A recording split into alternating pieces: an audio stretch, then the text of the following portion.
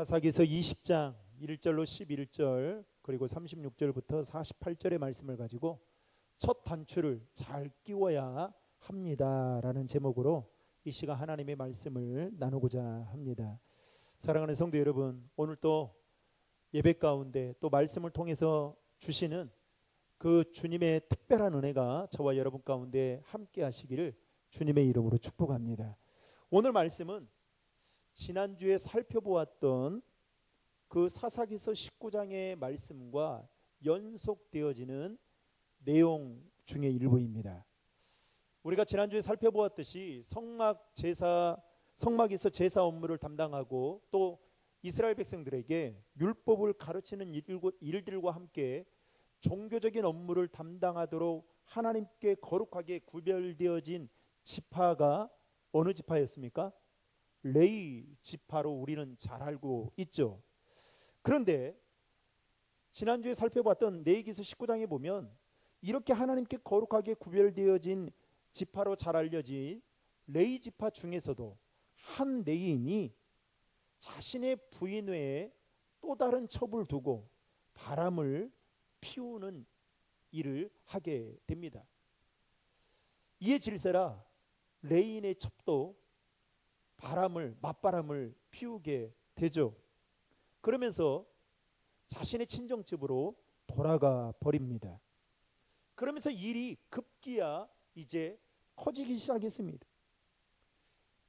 그리고 이 레위인이 그래도 자신의 첩을 데리러 이 처갓집에 갔는데 문제는 돌아오는 그 과정 속에서 레위인과 그의 첩이 머물고 있던 그 한 노인의 집에 생각지 않는 일이 발생하고 맙니다. 그것은 바로 기브아의 불량배들이 그 집의 문을 두드릴 정도로 그 레위인을 내놓으라고 하면서 관계를 맺기 위해, 즉 성폭행하기 위해 그와 같은 일을 벌이게 됩니다. 그러자 노인이 얼마나 당황했던지 그 기브아의 불량배들에게 제안을 하면서 레위인만큼은 그럴 수 없다. 그러면서 결국 레위인의 첩을 그들에게 내어주게 되죠.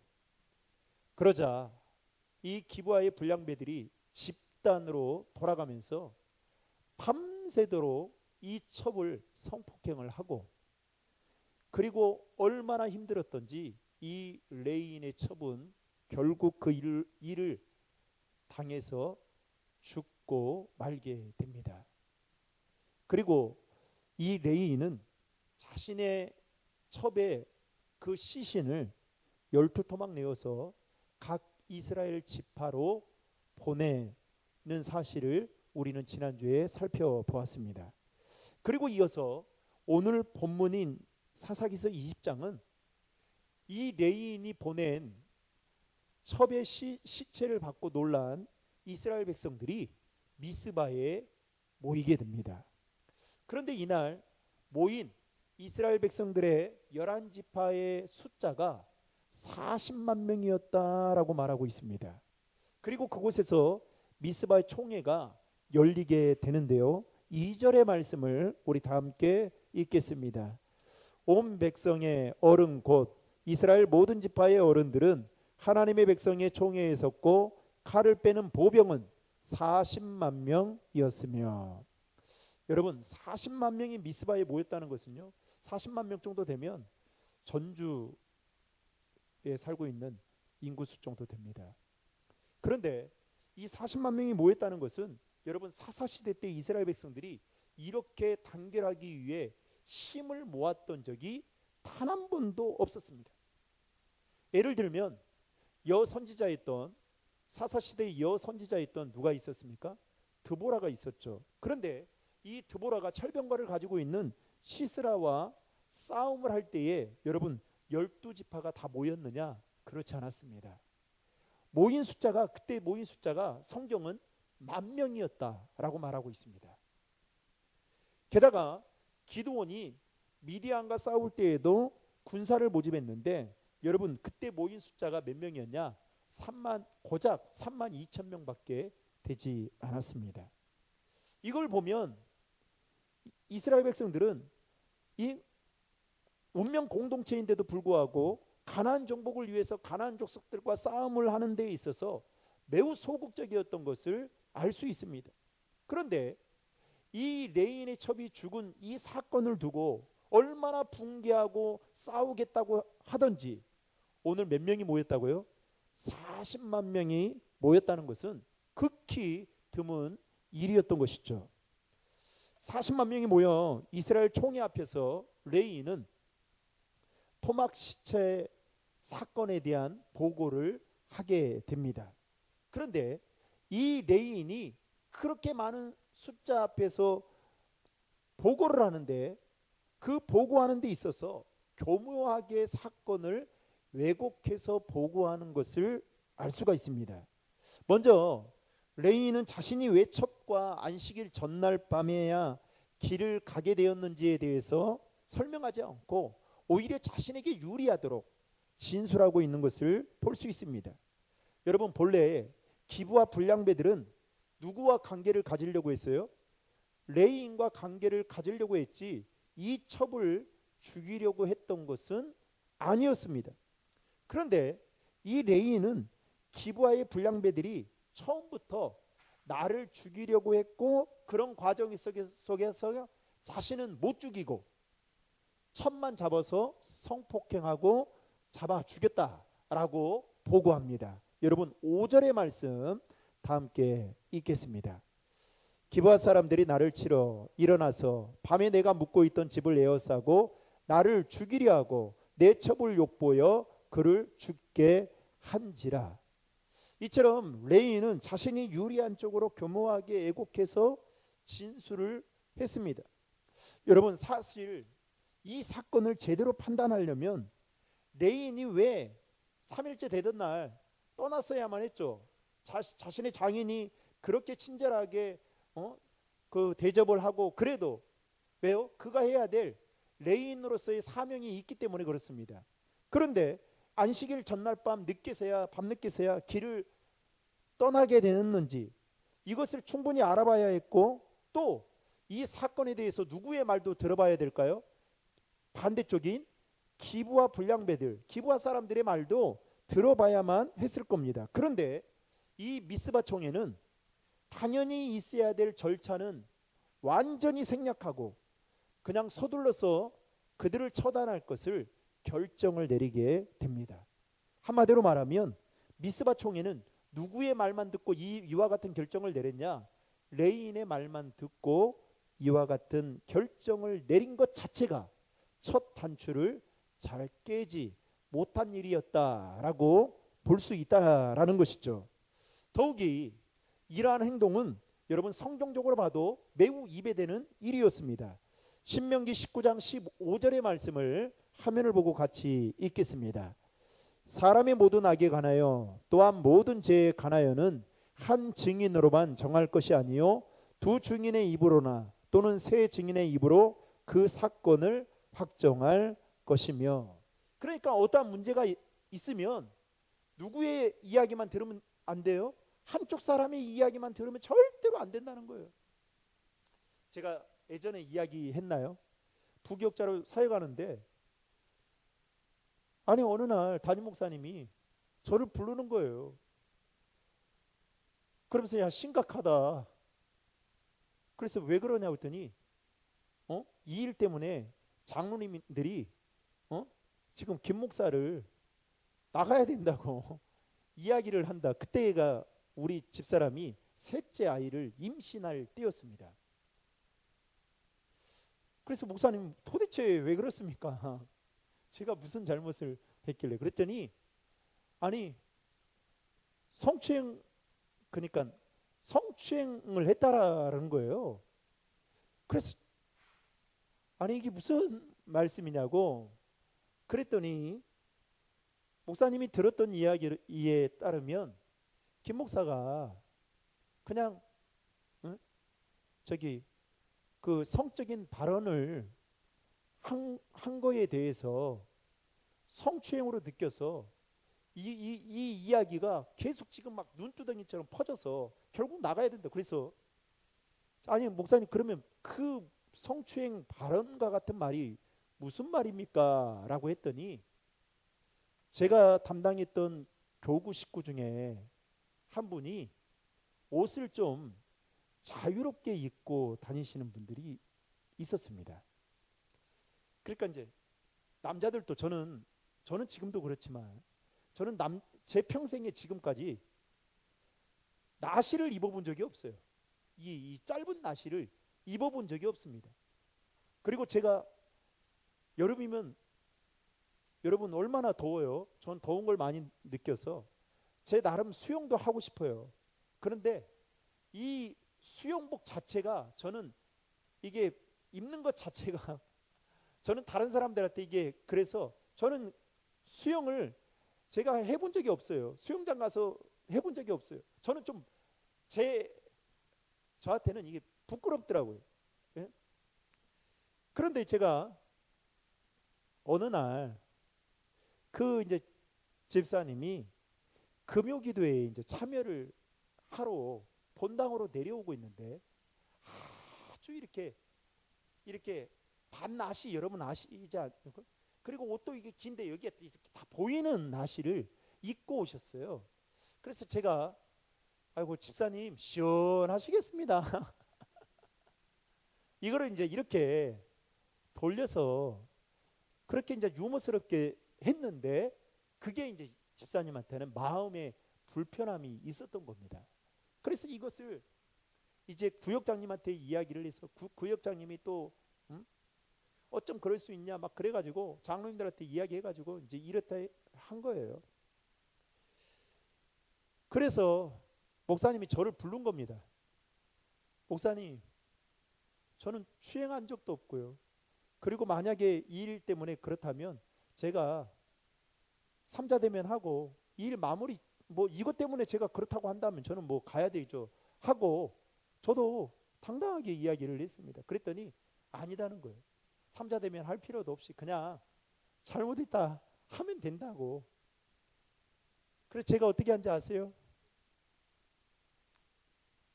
담임 목사님 때문이라도 또 제가 그 오래 있었던 교회이기 때문에 그렇게 해서 마무리 지은 적이 있습니다. 근데요, 그게요, 그 받은 상처와 그 상처의 골이 정말 오래 가더라고요. 그리고 제 교구 식구인데도 불구하고 더 이상 말이 안 나오더라고요.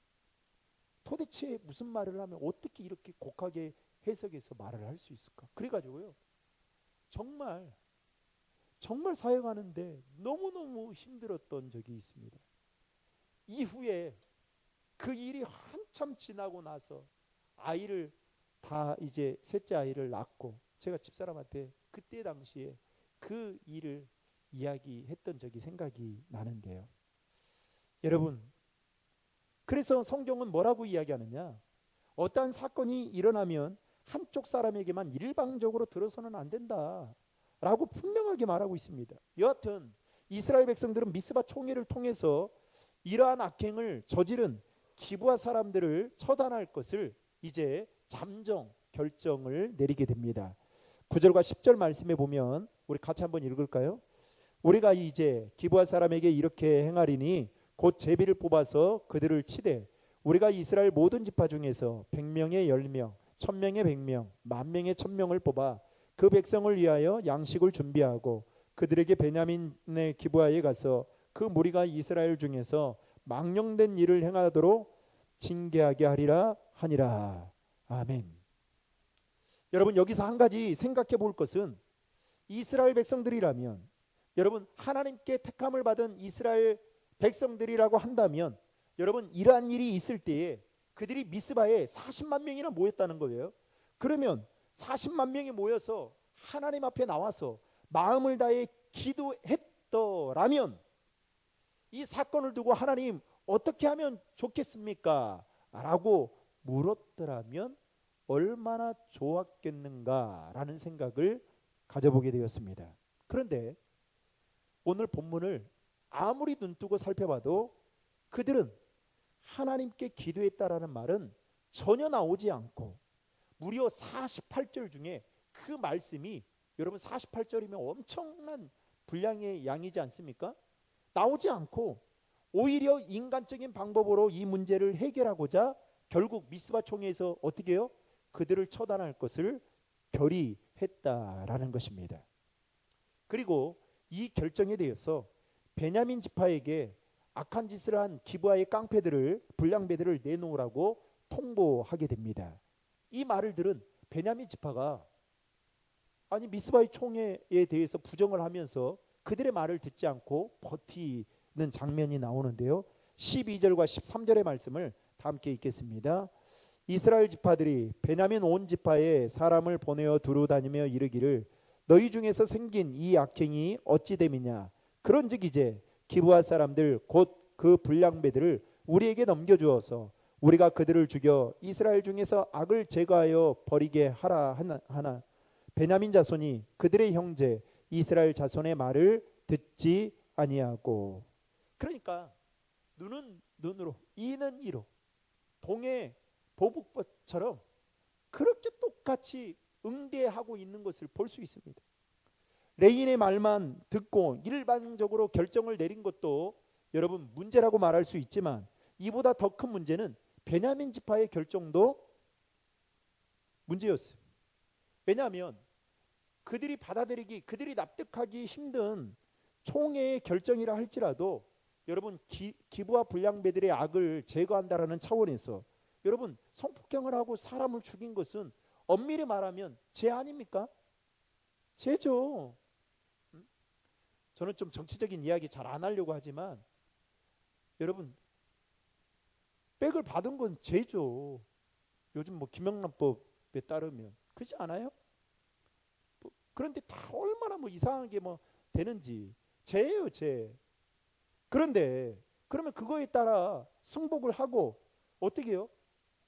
그 죄에 따른 대가를 치르면 돼요. 잘못했다고 하고. 그런데 오늘 이 베냐민 지파가 어떻게 하느냐? 이 기브아의 형제들이 자기 같은 민족이기 때문에 어떻게 해요? 그들을 무조건 옹호하면서 이와 같은 결정을 내린 것이 그들이 버티는 것이 더 잘못된 또 결정 중에 하나였다라고 말할 수 있는 겁니다. 결국 여러분 어떠한 일이 벌어지느냐? 이스라엘 11지파와 베냐민 지파 간에 내전이 일어나게 됩니다. 그런데 더 과관인 것은 이스라엘이 이 전쟁을 눈앞에 두고 일종의 종교적인 쇼를 여러분 진행하는데요. 18절의 말씀 다 함께 읽겠습니다. 이스라엘 자손이 일어나 베델에 올라가서 하나님께 여쭈어 이르되 우리 중에 누가 먼저 올라가서 베냐민 자손과 싸우리이까 하니 여호와께서 말씀하시되 유다가 먼저 갈지니라 하시니라. 여러분 이스라엘이 지금 이 일에 대해서 먼저 하나님께 기도하기보다는 지금 같은 동족들끼리 싸우는 내전을 자기들 마음대로 결정한 뒤에 뭐라고 말합니까? 누가 먼저 싸울지를 하나님께 질문하는 것 자체가 잘못된 것이다. 그러니까 순서가 바뀐 것이죠. 이것만 봐도 이스라엘이 하나님을 어떻게 생각하고 있는지 단번에 알 수가 있습니다. 즉 이스라엘은 하나님을 그들의 목적을 이루기 위한 수단으로밖에 생각하지 않고 있었던 것입니다. 더욱이 이스라엘 백성들은 토막 살인 사건을 통해서 이 근본적인 원인을 따져봐야 되는데 그러한 노력은 전혀 없습니다. 자성도 없고요, 회개하는 모습도 없습니다. 그저 이 일을 향한 베냐민 지파 사람들, 즉 그들과 같은 민족인 기브아 불량배들만 나쁘다고 생각하고 그들을 죽여야겠다라는 생각에 몰두한, 그냥 몰두된 나머지 누가 먼저 올라가리까 하나님께 물을 만큼 그들은 영적으로 아주 무지하고 교만했습니다. 여러분 그래서 이제 11지파와 베냐민 지파와 간에 내전이 일어나게 되는데 여러분 첫 번째 전쟁에서 어떤 일이 일어나게 되느냐? 이스라엘이 대패하고 맙니다. 21절의 말씀 다 함께 읽겠습니다. 베냐민 자손이 기브아에서 나와서 당일에 이스라엘 사람 2만 2천 명을 땅에 엎드려 드렸으나, 즉 2만 2천 명이 11지파가 모인 이 숫자가 베냐민 지파하고 싸워서 패하게 되는 그 일을 경험하게 됩니다. 여러분, 그들의 쇼에 따르면 그들이 전쟁에 나가기 전에 하나님께 물었어요, 안 물었어요? 물었어요. 누가 먼저 올라가면 좋겠습니까? 물었습니다. 그러면 그들은 어떤 생각을 할까요? 내가 하나님께 물었으니 하나님이 충분히 이 전쟁에서 승리하도록 도와주실 것이다 라는 마음이 생기지 않겠습니까? 그런데 그 전쟁에서 어떻게 됐다고요? 패하고 말았다. 그러니 여러분, 영적으로 보면 얼마나 이 영적으로나 육적으로, 이 정신적으로 멘탈이 붕괴됐겠어요. 그래서 이스라엘이 다시 마음을 잡고 용기를 내어서 전쟁을 준비하게 됩니다. 그리고 다시 하나님께 기도하면서 싸울 것인지를 묻습니다. 그때 하나님께서 23절 말씀에 보면 뭐라고 말씀하시냐면 올라가서 치라, 이렇게 말씀합니다. 그런데 이번에 두 번째 전쟁을 치르게 되는데, 내전을 치르게 되는데 어떤 일이 벌어지느냐? 25절의 말씀 다 함께 읽겠습니다. 베냐민도 그 이튿날에 기브아에서 그들을 치러 나와서 다시 이스라엘 자손 18,000명을 땅에 엎드렸더니 다 칼을 빼는 자였더라. 여러분, 두 번째 내전에서 이스라엘이 몇 명이 죽어요? 18,000명. 첫 번째에서요 22,000명. 도합 몇 명이 죽습니까? 4만 명이 죽게 됩니다. 여러분, 4만 명 놀라지 않습니까? 우리 노예에 4만 명 되는 교회가 없어요. 그렇게 따지면 4만 명은 어마어마하게 많은 숫자입니다. 여러분, 한 생명이 천하보다 귀하다고 하는데 얼마나 4만 명이 죽었다는 것은 여러분 그야말로 아비규환이었을 거예요. 아니, 또 어떤 분은 이렇게 말할 수 있어요. 아니 목사님, 그날 이 미스바에 모인 사람 이스라엘 11지파가 40만 명이었잖아요. 40만 명에 비하면 4만 명은 10분의 1 정도 되는데 그게 많은 숫자예요. 여러분, 많은 숫자죠. 산술적으로 보면 적을 수 있다라고 생각할지 모르지만 사실은 그렇지 않습니다. 왜냐하면 여러분 한번 생각해 보십시오. 이스라엘 백성들이 영적으로 깨어 있었다면 베냐민 지파와 전쟁을 통해 4만 명이 죽게 된 이 사건을 보고 목도하면서 여러분 어떤 생각이 들어야 될까요? 하나님의 마음을 알아야 되는 것이죠. 다시 말해서 이 사건을, 이 전쟁을 통해 하나님이 우리를 진노하고 있구나, 이 가운데에는 하나님의 특별한 계획과 사인이 있구나, 이것을 깨달아야만 됩니다. 그런데 이스라엘은 그러지 못했습니다. 여러분, 그만큼 영적으로 무디었어요. 여러분, 우리가 직분을 가지고 있다고 해서 영적으로 민감한 것이 아니에요. 엘리 제사장도 한나가 기도할 때에 그녀가 술에 취한 것처럼 생각했던 것처럼, 여러분 우리가 기도하지 않고 말씀을 읽지 않으면 여러분 영적으로 완전히 무뎌져요. 좀 죄송하지만 말씀대로 살지 않아도 죄를 죄라고 생각하지 않는다니까요. 그러니까 이 이스라엘 백성들이 저도 그러더라고요. 저도 제가 이제 몸을 딱 아프고 나니까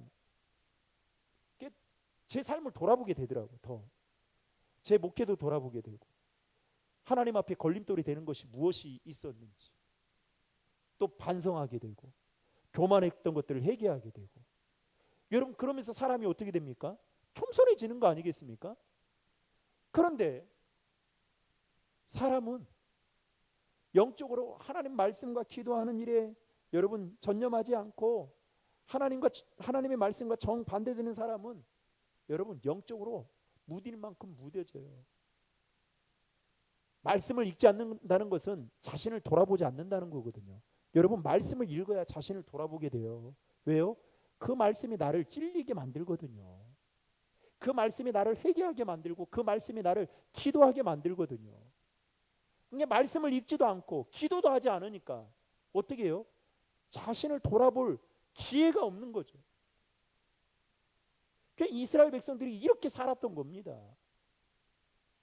결국 여러분 이 내전을 통해서 두 번의 패배를 경험한 열한 지파, 그때서야 정신을 차리게 돼요. 여러분, 소 잃고 고치면 뭐 합니까?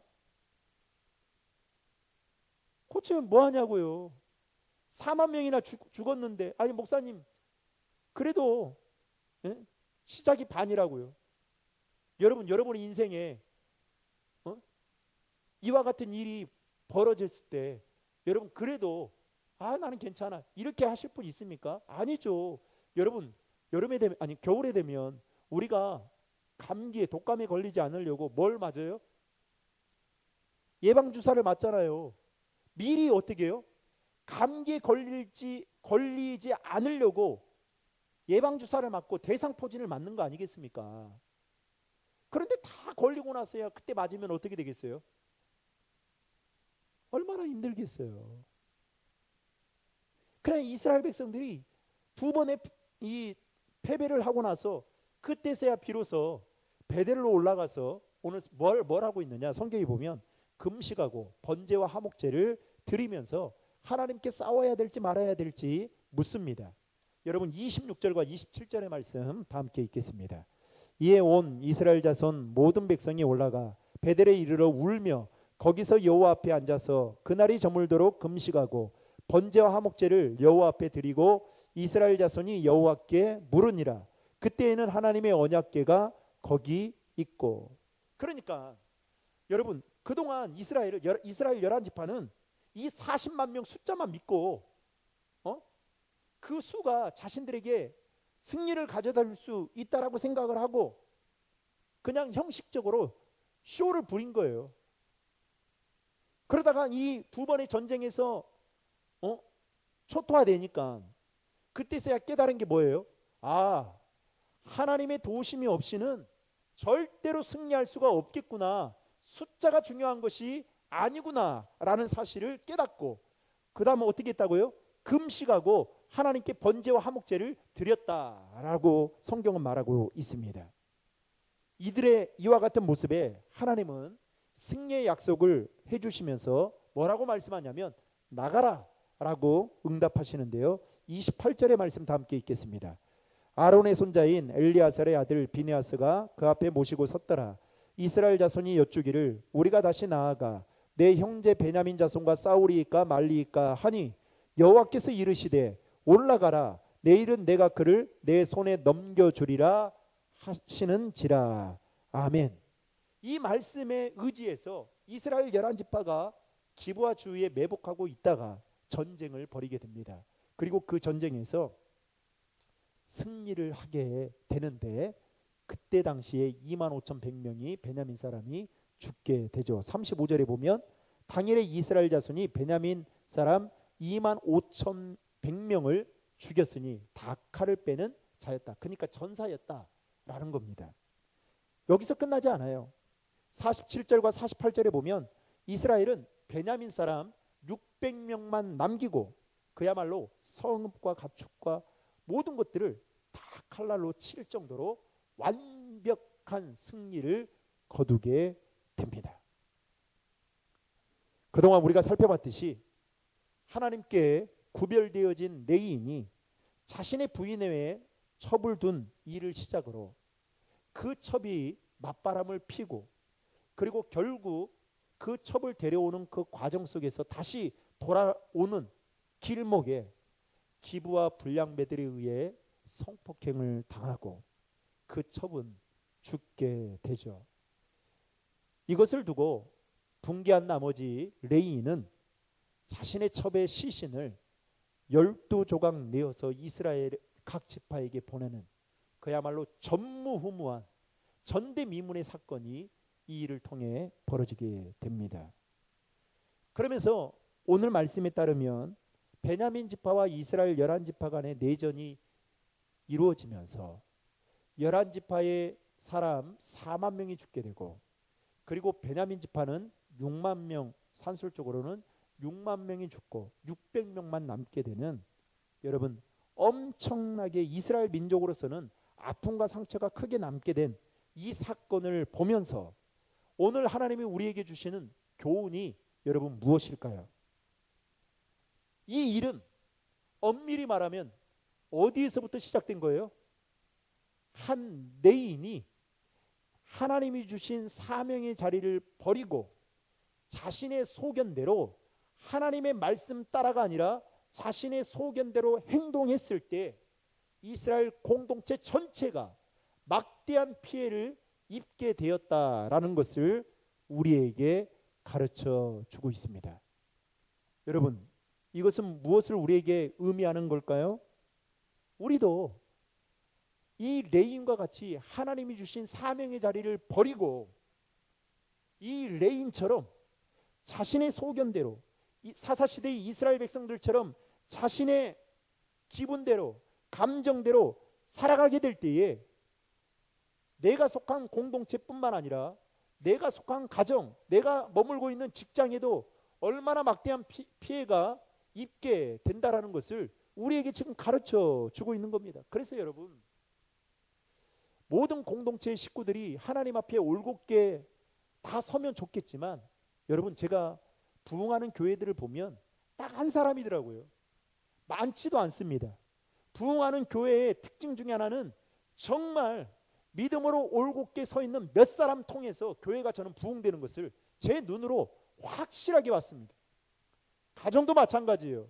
모든 가정이 다 하나님을 잘 섬기며 하나님을 경외하면 좋겠지만 여러분, 제대로 하나님 앞에 올곧게 서 있는 믿음의 사람이 그 가정 가운데 있으면 여러분, 그 가정은 일어나게 돼 있어요. 교회는 부흥하게 돼 있어요. 여러분, 이건 영적인 원리입니다. 그런 사람을 하나님이 찾고 계시는 거예요. 그래서 여러분, 힘들고 어려워도 여러분, 우리는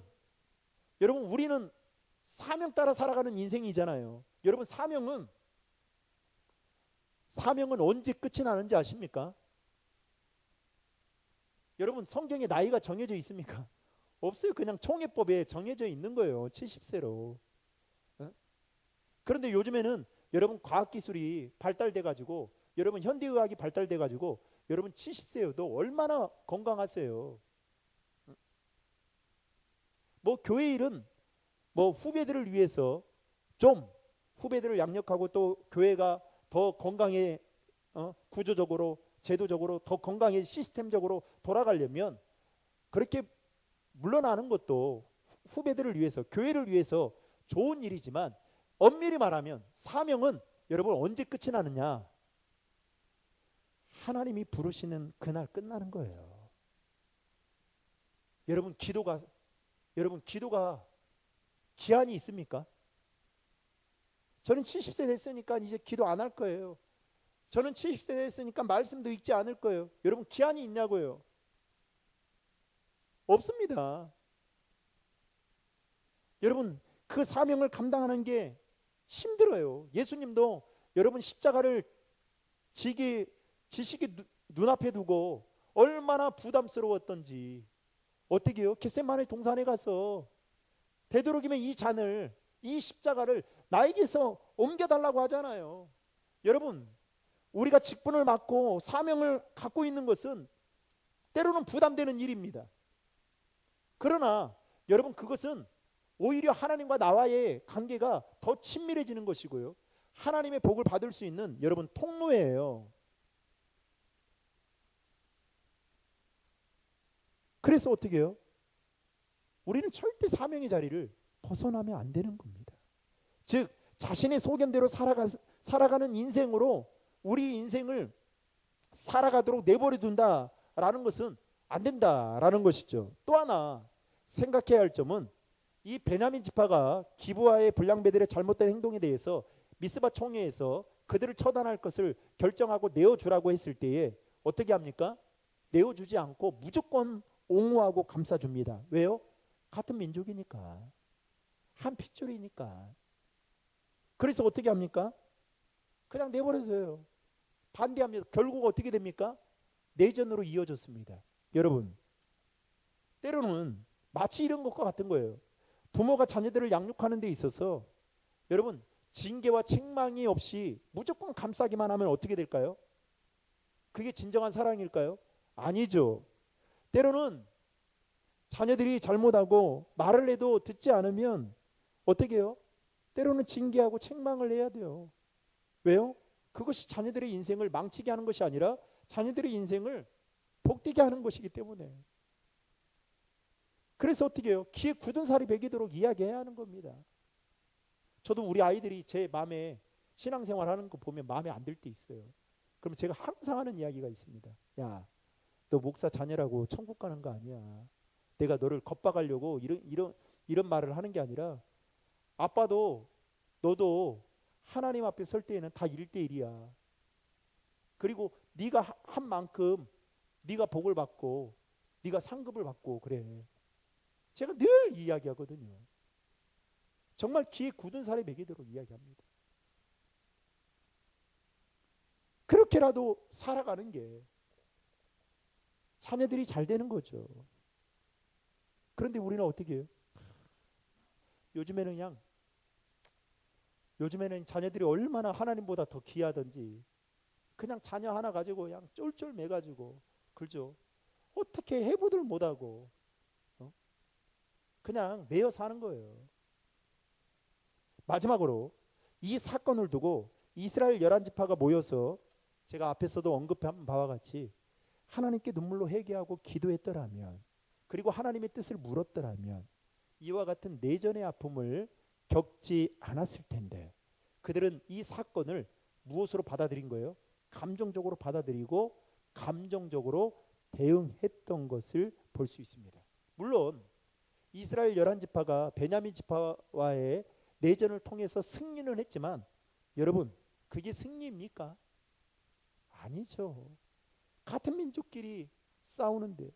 여러분, 그래서 다음 주에 보게 될 말씀을 한번 보십시오. 마지막 우리가 사사기서 21장의 말씀을 보게 될 텐데, 이 일로 인해서요 어떤 일이 또 일어나는지, 이것을 통해서 우리가 해야 할 일은, 우리의 삶에 크고 작은 일들이 생길 때에 여러분 먼저 하나님께 기도하고 나아가서 하나님의 뜻을 물어야 한다라는 겁니다.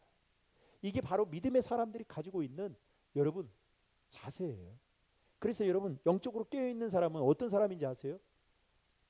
이게 잠을 못 자는 사람이 아니라 영적으로 깨어있는 사람은 어떠한 일이 내 삶에 일어나면 그것을 두고 하나님께 묻고 또 물어요.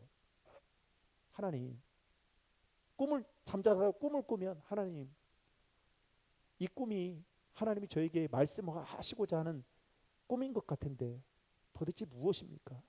하나님, 오늘 내 삶에 생각지 않는 이 일을 만났는데 혹시 하나님 말씀하시고자 하는 뜻이 있으시면 가르쳐 주십시오. 그래서 영적으로 민감해야 되는 겁니다. 사랑하는 성도 여러분, 말씀을 맺겠습니다. 이 하나님께 거룩하게 구별되어진, 그야말로 하나님의 일을 잘 감당하라고 부름받았던 이 레위인이 사사시대의 이스라엘 백성들과 같이 자신의 소견대로 살게 되었을 때에 결국 그 일이 꼬이게 되면서 점점 눈두덩이처럼 커지게 되면서 이스라엘의 엄청난 내전으로 수많은 사람들이 죽게 된 것을 오늘 우리는 보면서 우리가 깨달아야 될 것은, 어쩌면 그 레위인이 어쩌면 나일 수도 있다, 이 생각을 하고 내 삶의 자리에서 그렇다면 우리가 어떻게 살아야 될까? 하나님의 사명 따라 살아가는 자이다라는 사실을 기억하고 사명 따라 살아가게 될 때에 여러분, 하나님이 주시는 그 특별한 은혜가 저와 여러분 가운데 있다라는 사실을 기억하시고, 바라기는 저와 여러분들을 통해서 여러분들이 머물고 있는, 또 여러분들이 속한 공동체 가운데 하나님의 특별한 은혜가 있기를, 그리고 남은 3일 동안도 그 하나님 앞에 더 가까이 나아가는 믿음의 사람으로 살아갈 수 있기를 예수님의 이름으로 축원합니다.